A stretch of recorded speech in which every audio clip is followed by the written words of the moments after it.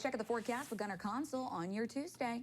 Yeah, and tomorrow's a huge travel day, but today is still a big travel day as well. So if you're flying out of Evansville Regional Airport, no delays expected because we are seeing dry conditions from Atlanta, Charlotte, Chicago, Dallas, and Orlando.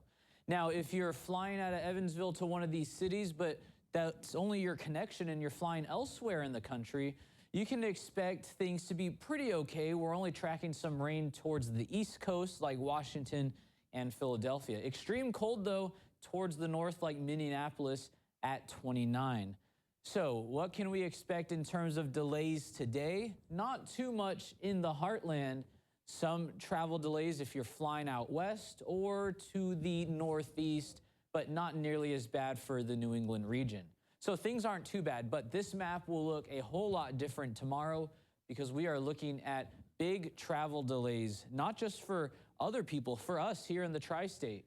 We got moderate rain tomorrow, mixing in even snowfall to the north. So we're going to be monitoring this forecast because there's still some uncertainty in the forecast, but uncertainty has grown in the past 12 hours, that's for sure. So we have a better picture of what to expect.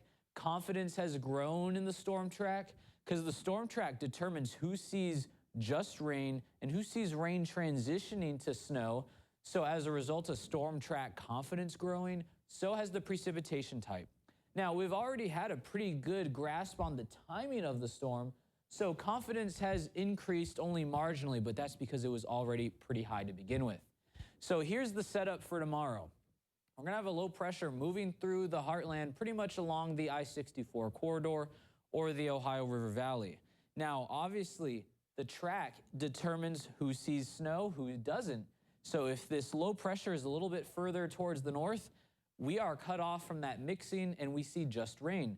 If this storm moves a little bit further south, then we could see more mixing and even more snowfall. So let's dive into that and get into the nitty-gritty. So tomorrow afternoon, we'll see this low pressure moving across the region.